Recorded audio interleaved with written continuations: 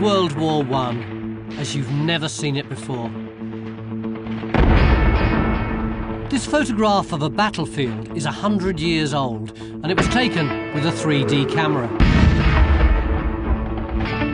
It seems unbelievable, but there were people using 3D cameras throughout World War I, and the images they captured have remained largely unseen for decades.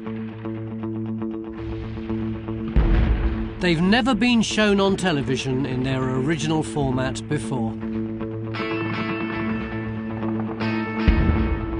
Now, we've recreated the original stereoscopic effect to bring some of these incredible images back to life and open a lost album of World War I photographs. These pictures enable us to view the war from an entirely new perspective.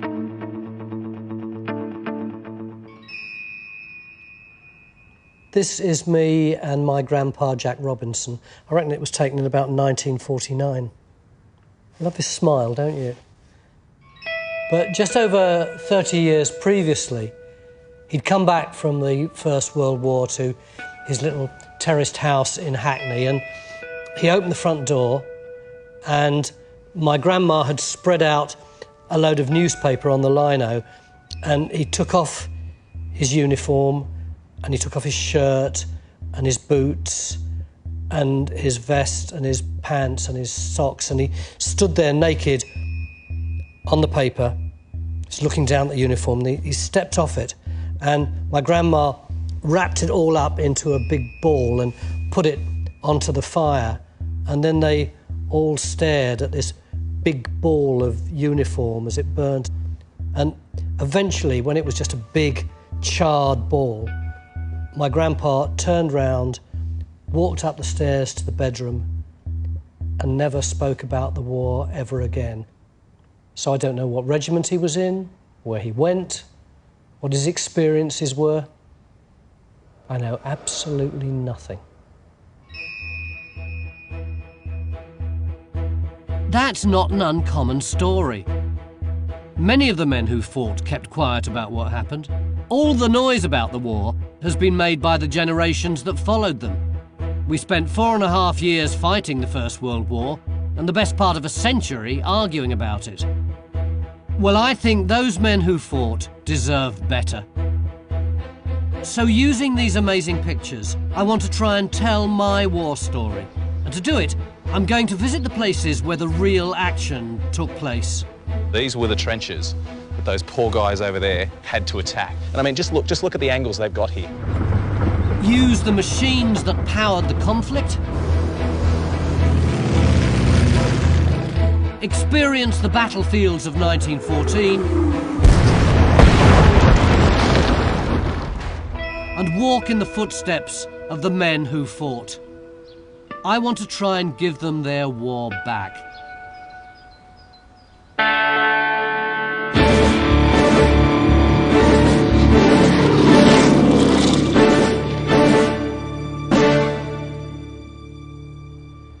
This is a Kaiser panorama machine, one of the few working models left in the world.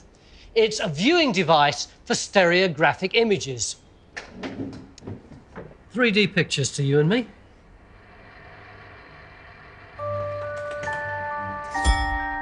The pictures on show here capture a lost world.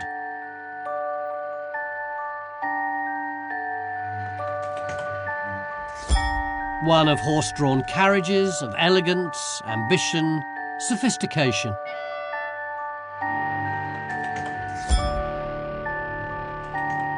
So how did this civilized, forward-looking, affluent world turn into this?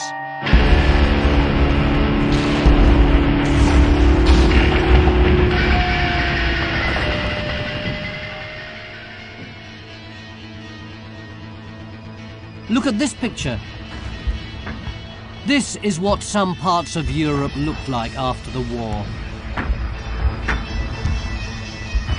A vision of hell.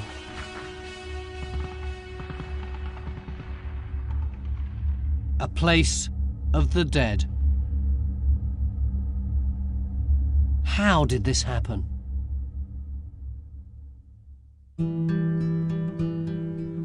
Well, before the world self-destructed, it seemed to be in safe hands, her family's hands.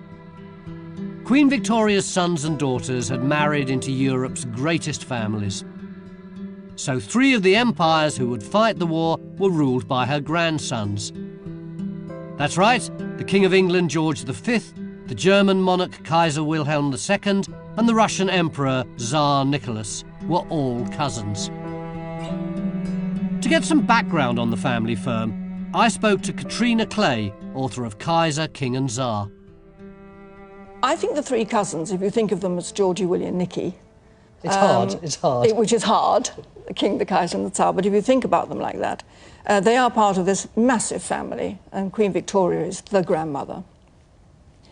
And I would say they're the same as many other families. They love each other and they hate each other, you know. I mean, there's a very strong feeling in that family. And perhaps the one that really, really suffered from that was Willie. None of them liked Willie. What was the problem with Willie? He was taken up with his own image, is perhaps one way of putting it. You know, and if you look at the photographs of him, you know, he's absolutely standing there and he's the warlord and he's got one of his 400 uniforms on. And he is quite given to making these extraordinarily bombastic sort of statements, you know, and he calls Parliament that monkey house and all that sort of thing, you know. But actually, he was quite a split person. And underneath, I would say he was sensitive. He was craving affection and attention. He longed for his English family to love him, and they didn't. Do you think there was a bit of empire envy going on as far as Wilhelm was concerned? I wouldn't say a bit of empire envy, I would say a lot. I think Wilhelm's own phrase was, we want a place in the sun. The German generals had the measure of their Kaiser. They knew he was a man easily seduced by the sound of trumpets. And while he and his country were frustrated with the few colonies they did control, the military pushed Willie to sanction a massive arms build-up to compensate for his lack of empire. There were huge investments in the army. Just look at this impressively suited and booted battalion. They also developed bigger and better artillery. And they built a navy that would rival Britain's. None of this won either the Kaiser or his country any friends. However, the rest of Europe had a plan to keep Germany in its place. No one wanted a big European war, so a number of old enemies decided to play nice and enter into treaties with one another. In 1904, Britain ended centuries of hatred towards its rivals across the Channel and signed an alliance with the French. In 1907, France and Russia agreed to jointly declare war on any nation that attacked either one of them. So pick a fight with Russia, and immediately you had to fight France as well. They hoped that would stop Germany from starting any trouble. It left the waning Austro-Hungarian Empire as Germany's only European ally.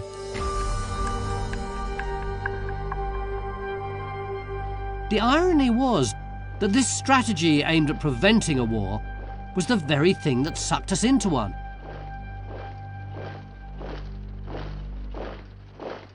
I asked historian and journalist Sir Max Hastings what went wrong. No event in history is inevitable, that nothing has to happen. But one of the things that made the First World War happen was that in 1914, everybody had come to think in Europe that war was inevitable. No one nation deserves all the blame for what happened in 1914. It was the result of a whole range of incredibly complicated issues. And one of the other problems was that in 1914, to us nowadays, a huge European war is something unthinkably dreadful. To them, they regarded war as a usable instrument of policy. This is how it began, with the murder of the heir to the Austro-Hungarian Empire. Here's a picture of Ferdinand 4 years earlier in London, at the funeral of King Edward VII, which is why the doomed Archduke is wearing a black armband. This is his killer, a 19-year-old kid called Gavrilo Princip, a Bosnian Serb radical. The assassination of the Archduke Franz Ferdinand brought to a head a long-running dispute in the Balkans between Serbia and Austria-Hungary over territory. The old empire had uncovered a plot that linked Princip to the Serbian military. But as Russia had promised to defend Serbia from any attack, Austria-Hungary had to think very carefully about any retaliation. Of course, it also had a heavily armed, aggressive nation on its side too.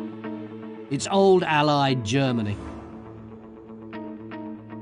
I think Germany deserves more than most of the blame because Germany was the one power that could have stopped it. If at any time during July 1914, after the assassination of the Archduke, the Germans had got on the telephone to Vienna and said, hang on, you better not invade Serbia, this is all going to get way out of hand, we're going to have a huge war.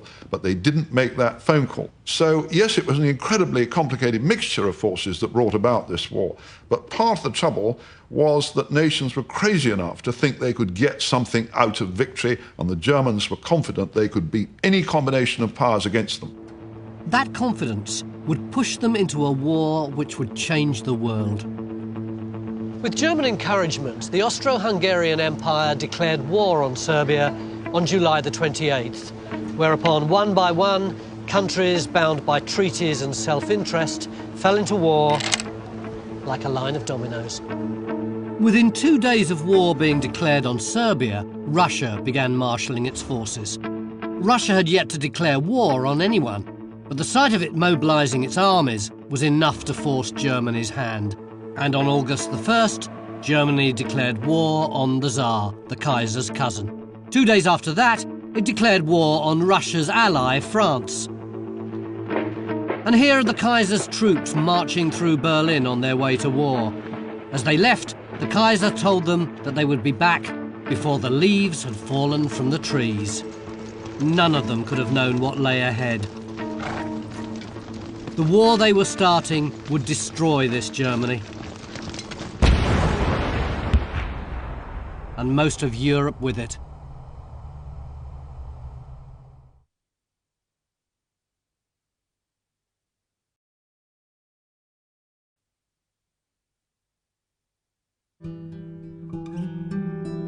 In August 1914, the time for peace in Europe was over.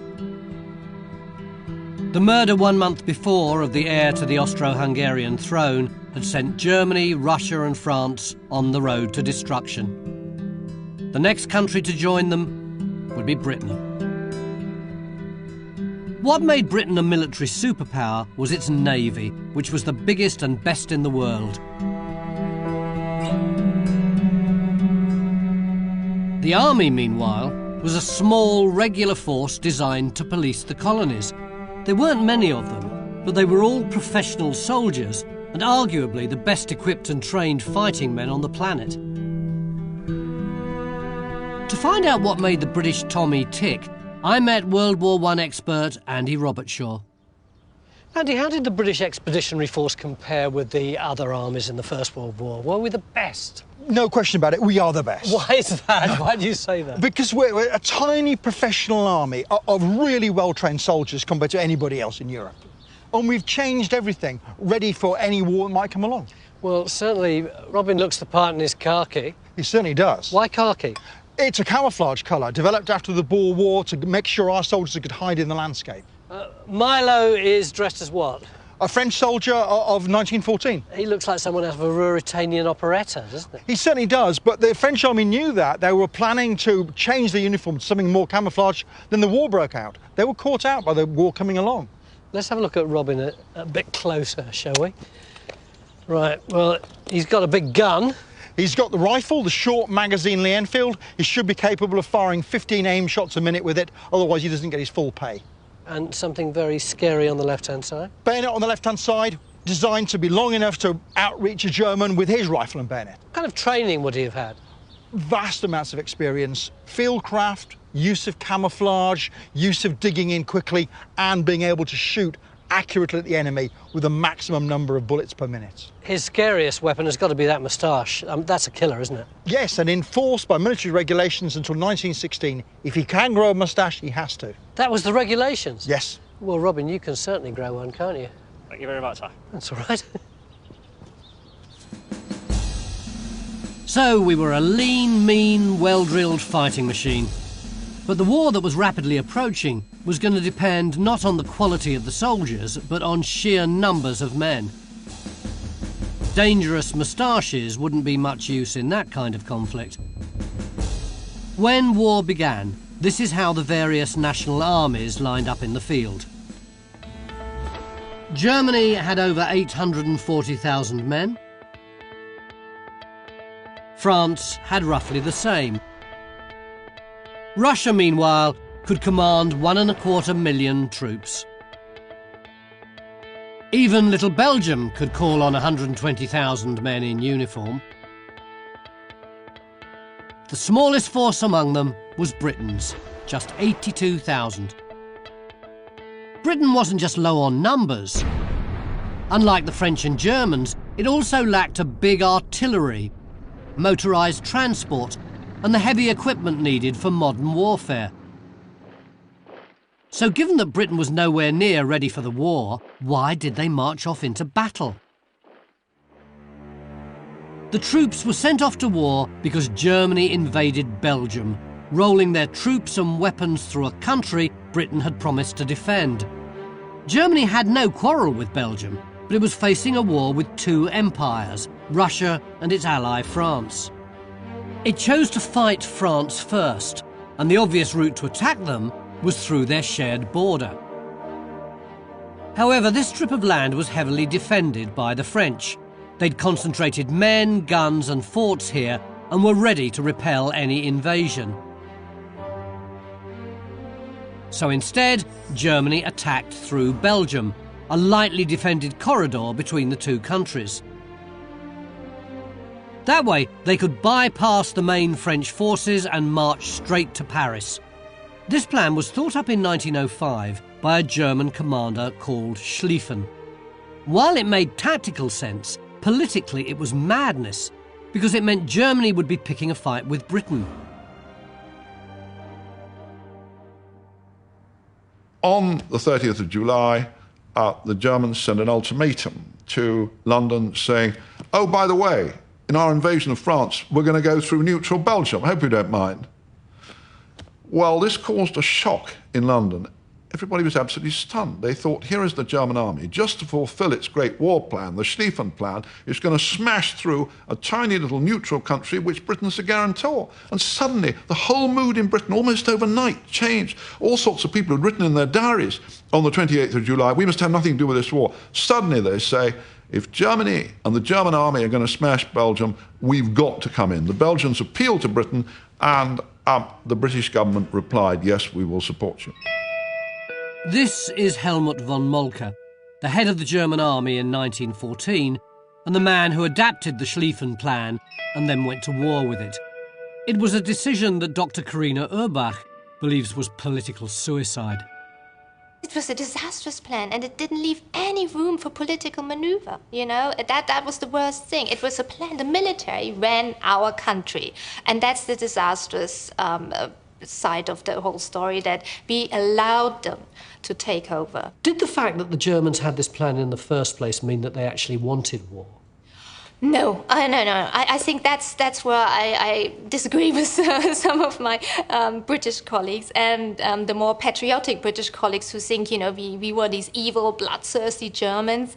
There were lots of misunderstandings. I mean, the Germans, first of all, didn't think that this would be a world war. They thought it can be localized. This is a war, perhaps, okay, Austria-Hungary against Serbia, but they never thought that the Russians would fight for Serbia. Were there other, more material reasons why Britain decided that it should join? There was nothing in it for Britain coming into the war. Indeed, a lot of Germans would say to this very day, well, of course Britain didn't want a war in 1914 because Britain had everything already. Britain had a huge empire. Britain controlled the seas of the world. Britain controlled the world's financial system. Britain was almost certainly going to have to fight a victorious Germany at some point. And if it had stayed neutral in 1914, it would have probably had to do so without any allies later, on far worse terms. And I think that going to war for Belgium was a very honourable and right thing to do. Belgium may have had our sympathy and support, but until the British Army could get over to them, they had to face the invaders on their own. Germany had forecast that they could overrun the country in days. Well, they got that wrong. The Belgians proved they were no pushovers and stubbornly resisted the enemy. This picture was sold as part of a collection of 3D war photographs for the general public. And on the back of the card, it says that the intense-looking guy at the front was hailed as a hero after killing 18 German soldiers. What I can't get over are his eyes. Their resistance delayed the invasion by as much as 18 days. So Germany's plan to invade France and beat them within 6 weeks was already shot to pieces.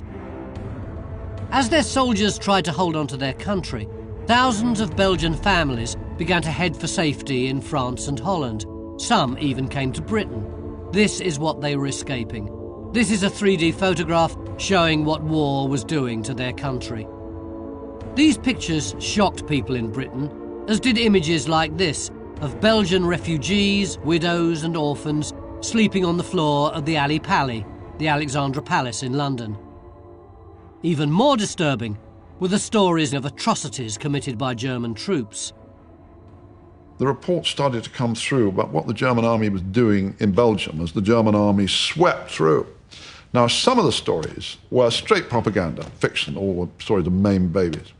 But when the dust settled, and scholars have looked at all this in recent years, the facts are that the German army killed in cold blood, not just casually, they lined up in rows and shot or hanged, about 4,723 perfectly innocent people of all ages and both sexes, really to prove they were absolutely, first of all, they were convinced that the civilians either were already waging guerrilla war against them or might do. So actually not a shred of evidence there was any guerrilla war at all against them. But they were determined to say, we're the masters. Who were determined? Do you the think German army, and it went right the way up. You think it did? It wasn't... We know it was because there's a paper trail that right the way up, the Kaiser warmly applauding these actions. Germany was brutal in its ambitions. Meanwhile, Belgium was being reduced to rubble. As the Kaiser's great army continued to smash a path towards Paris, the British Expeditionary Force, the BEF, had landed in France. And look at them. Look at their faces. They're just a bunch of blokes smiling and having a laugh, aren't they? Of course, at this point, they hadn't fired a shot. But all that was about to change very quickly. The first British soldier was about to die.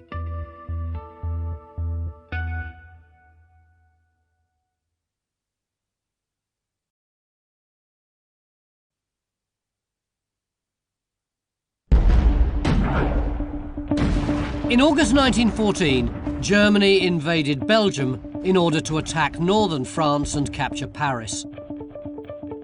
Britain had sworn to protect Belgium from any threat, and so reluctantly it sent a small force of troops, just 82,000 men, to fight.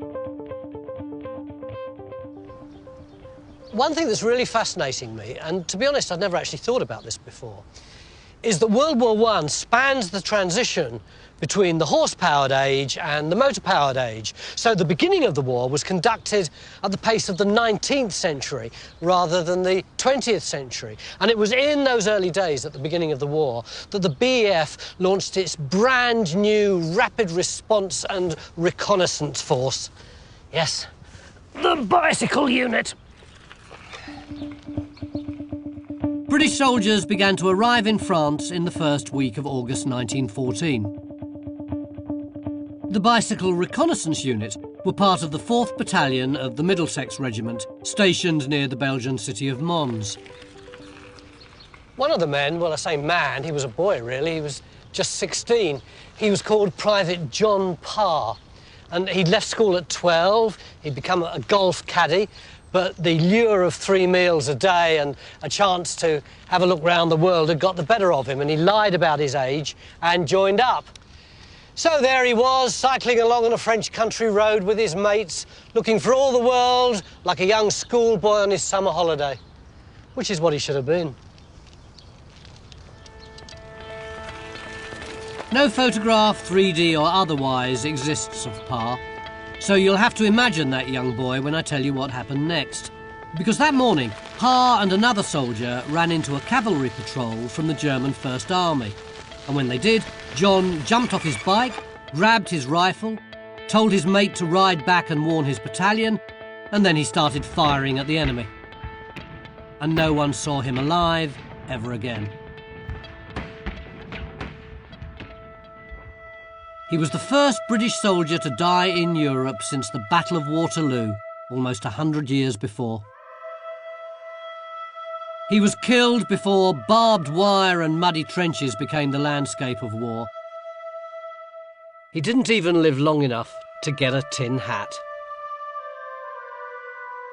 Before the war was over, his sacrifice would be followed by nearly 1 million British Empire war dead. The first major battle for the British was here in the Belgian city of Mons, and this bridge was the scene of some of the most serious fighting.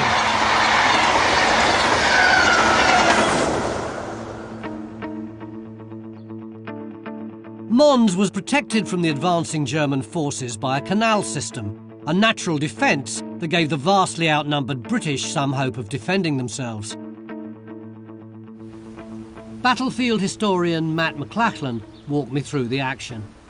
Matt, why was this bridge so important? Well, Tony, the Germans were closing in on the city of Mons, but to get there, they had to get across this canal. And there was only really one way to do that, across a series of bridges on this section of the bank.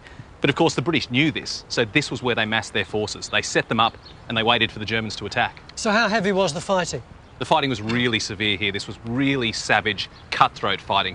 I think it's interesting when we think about the First World War, we think about British soldiers marching into German machine guns. But it wasn't like that at the start. Here, a couple of British machine guns were able to absolutely decimate the Germans as they tried to cross.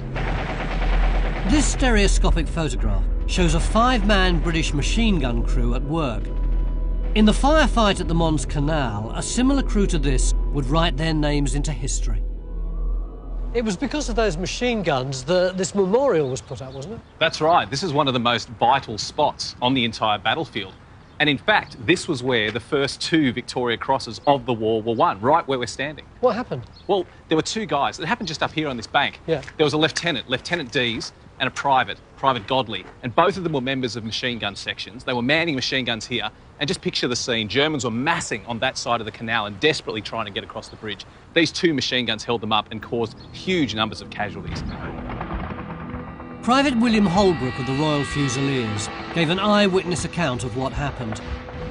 We were on the bank, we had a bit of cover. The worst part was on the bridge. A number got killed there. Lieutenant Dees, in charge of the machine gun party, was wounded 3 times. But he still went to the gun. Godley was firing there. Dees died there, leaving Godley in charge. There were some village kids quite near the canal bank shouting at them, "Get out of the way, get away!" The Germans started crossing the bridge. Godley had sense enough to pitch the gun into the water, so they couldn't use it on us as we retreated. Unfortunately, Lieutenant Dees was mortally wounded and Private Godley was eventually captured by the Germans. But both of them were considered to have done such great work as the last men in their sections that they were both awarded the Victoria Cross. It's funny, it's such an inconsequential looking little mound, isn't it? The thought that an act of great heroism took place here is quite extraordinary. Over 1,600 British soldiers were wounded or lost that day, and by nightfall, the order was given to retreat. Pursued by the Germans, the exhausted BEF troops marched 200 miles and they were attacked all the way. To try and slow down the Germans, the British Army blew bridges and fought desperate rearguard actions. Mons survivor Holbrook remembered this demoralising experience. A lot of the men fell out of the retreat and had to be picked up. Some were in a bad way. Their feet were so bad they were bleeding. Some were left behind. You couldn't get them all back.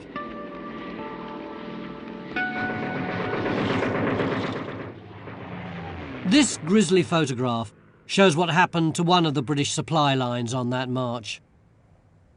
Men and horses slaughtered by an artillery barrage after being spotted by a German plane.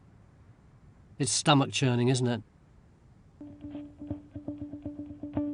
The Allied retreat had been so spectacular that it tempted the Germans to abandon their advance on Paris and instead try to encircle the Allies, who were now gathered near the Marne River. But this meant that their forces were now dangerously strung out and vulnerable. This army, the German army, was getting terribly tired. These are civilians who've only been in uniform for a couple of weeks, that they're wearing new boots, that most of them are terribly footsore. They've lost more casualties who can't walk anymore than they had to French and British gunfire. Its horses were worn out. Everybody forgets. There weren't a lot of tanks. There were no panzer divisions. This is an army that's dependent for its supplies and for everything on horses, horses, horses. They're saddle sore, they're exhausted, they're badly fed. So they've got horses and men cracking up in all directions. The Allies saw the widening gap in the strung-out German forces and sent in the BEF and the 5th French Army to attack. In an instant, the 1st and 2nd German armies were threatened with encirclement and destruction. When the German commander Moltke heard what had happened, he did what I would have done in a similar situation. He had a nervous breakdown. The French government declared there would be no more retreat and brought in more troops by train and even by taxi from Paris itself. In the fierce fighting that followed, the course of the war changed. The Germans had driven right back across a very broad front, and their chances of achieving the quick victory that everything hinged on in their war plan, the Schlieffen Plan, wrecked. The Schlieffen Plan's over, this great fantasy, and the shape of the war is changed. And most intelligent Germans realised by about September the 10th, 1914, they weren't going to get their quick victory. This was going to turn very nasty. And over the couple of months that followed, it did turn very nasty. This is a photograph of one of the wrecked bridges on the Marne, with the steam train just sprawled out across the tracks and onto the river. And it's a glimpse of the future of what this new industrial war of superpowers was capable of.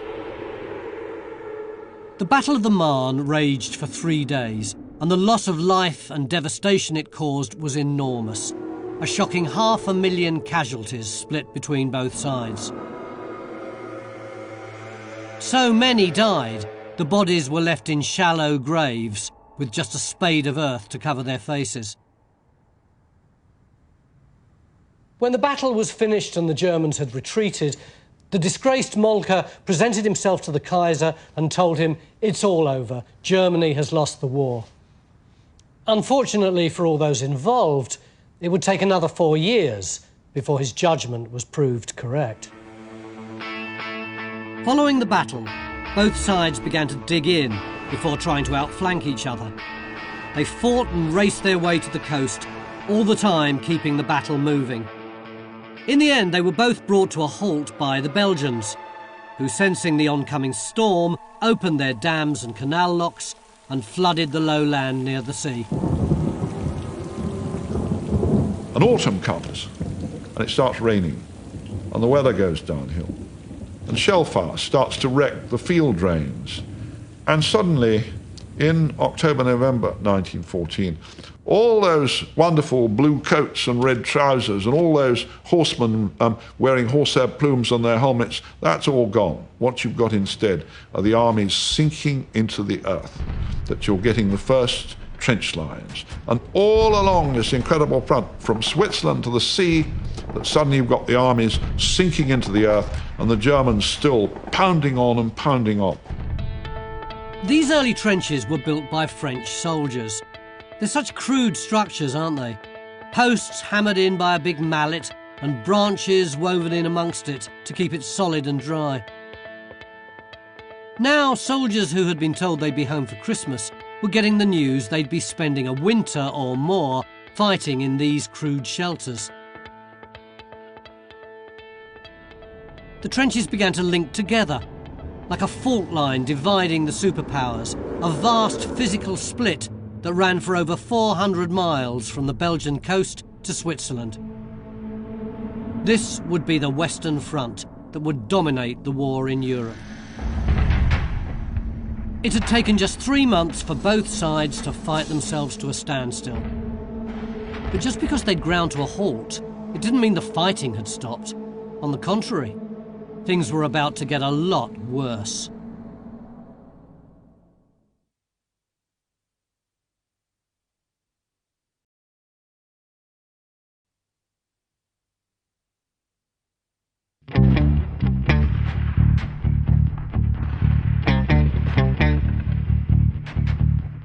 In August 1914, Germany went to war believing it could storm through Belgium and take Paris in 6 weeks.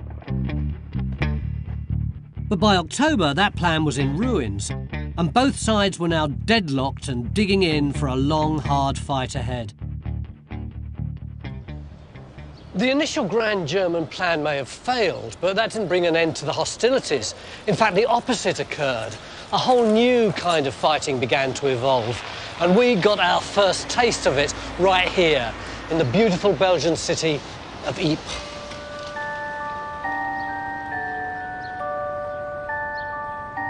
This is the pride of Ypres, the magnificent cloth hall built in the 13th century. And then built again to the original design. Because this is what happened to it during World War I.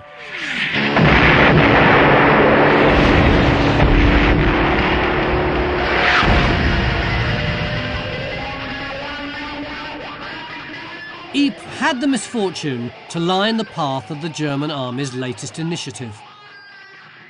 It was devised by their new Commander-General, Chief of Staff, Erich von Falkenhayn, and his plan would take industrial war to a whole new nightmarish level. Von Falkenhayn knew that the capture of the ports would starve the Allies into submission. As such, here was a chance to snatch victory from the jaws of defeat. So he sent 6 divisions, 250,000 men, to smash their way through Ypres to the coast. Falkenhayn says, we are going to launch a new offensive in Belgium. And this time we're just going to smash this little British army, and this is going to be the one that wins the war in 1914.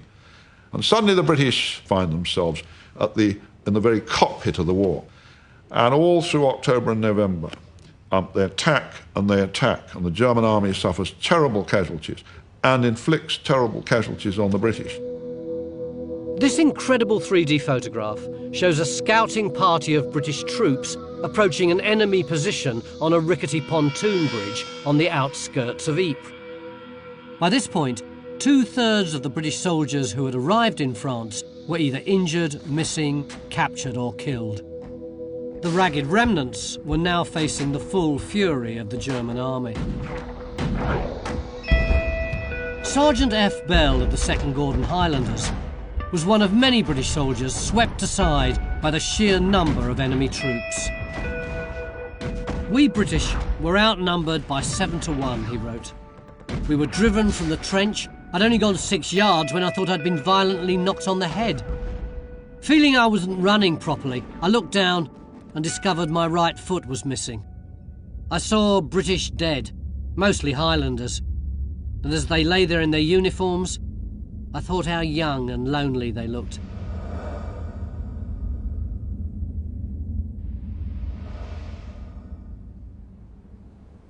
The British Expeditionary Force at Ypres was being bled to the bone. It needed help, and it needed it fast. So back in London, an emergency plan was put into place. And on Halloween night, 1914, a new force entered the battlefield. It offered a glimpse into the future and arrived in a rather bizarre form of transport. If you don't believe me, here's the proof. Look. A top deck full of Tommies with their bus parked up behind the rolling stock, bringing the food and fuel for the men at the front. It was buses like these that brought the troops of the London Scottish TA Regiment to the fight.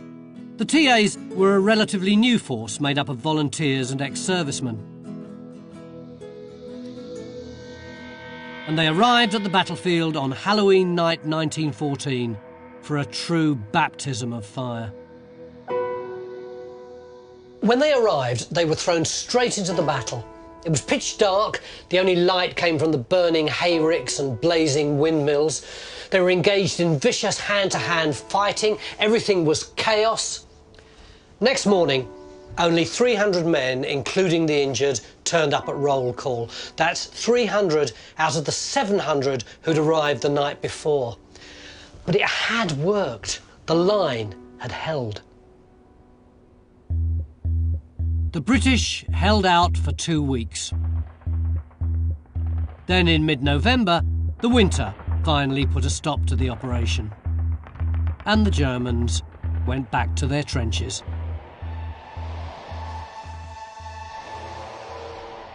Ypres cost the BEF 30,000 wounded, 8,000 confirmed dead and 18,000 missing or captured. The British Army couldn't cope with those kinds of losses. The professional soldiers, recruited and trained for another age, had fought the first modern war and been decimated by it.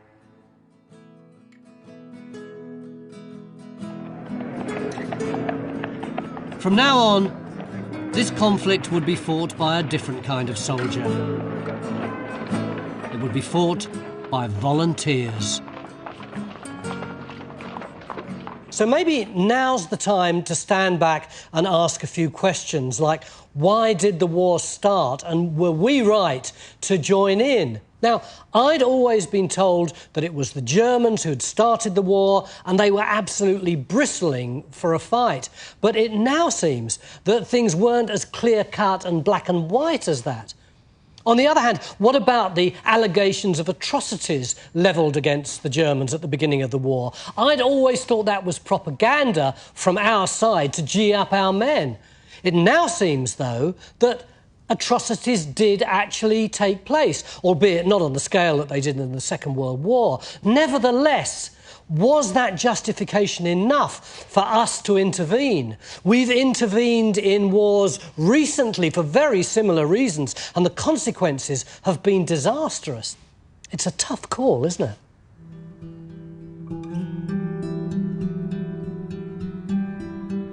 Our story of the war began with the death of a boy on a bicycle in Belgium. This is where he's buried.